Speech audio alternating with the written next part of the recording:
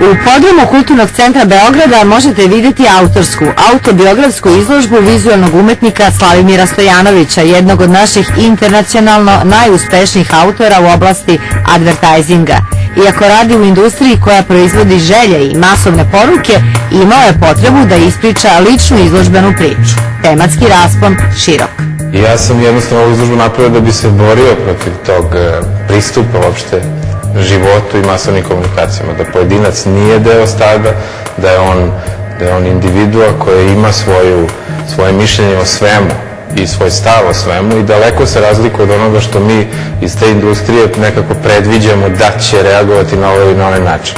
I ova izložba se bavi tačno tim pogrešnim tumačenjima nekih poruka. Oglašivačkim prostorom našeg grada dominiraju žuti plakati sa naslovom Slavimirove izložbe. Ti si idiot, molim te, ponašaj se u skladu s tim. Tako da recimo sam plakat za ovo koji se na moju veliku radost pojavio po beogradskim ulicama je izazvao potpuno oprečna. Jednostavno neki ljudi su se veoma uvredili, a neki su umiru od smeha kad vide to. Ali mnogi od nas prepoznajemo sebe u tome. Međutim, ono što je moj cilj bio je da probudim autoironiju i distancu od realnosti u kojoj živimo. I autoironija je jedna od najlekovitijih metoda za borbu za zdrav razum u vremenima kada nam je jako malo od silnog ispiranja mozga i ostalo uopšte.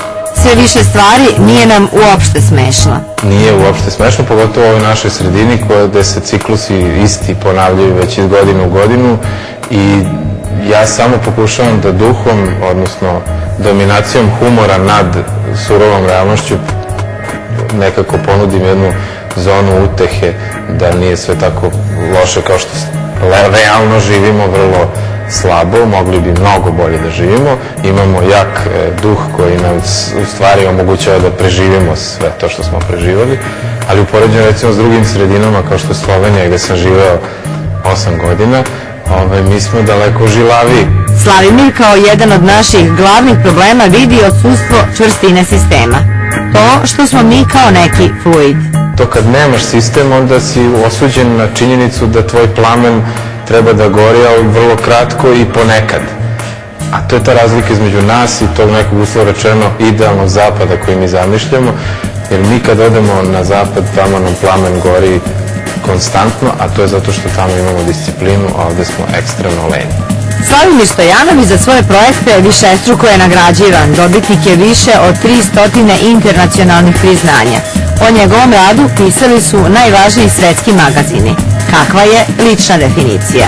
Ja imam neku maksimu kreativnu koja se držim već dosta godina, koja se zove complicate simply, odnosno komplikuj jednostavno, i stvarno svaki problem vizualni, odnosno komunikacijski koji dođe do mene u ime nekog trećeg ili u svoje ime, kad pokušam da ga rešim, gledam da ga rešim tako da je izuzetno odmah jednostavno i jasno, ali da kad dođe do razrešenja te komunikacije, kad čovek ili već individua koja to gleda shvati šta sam teo da poručim, da shvati da ima još nekoliko slojeva.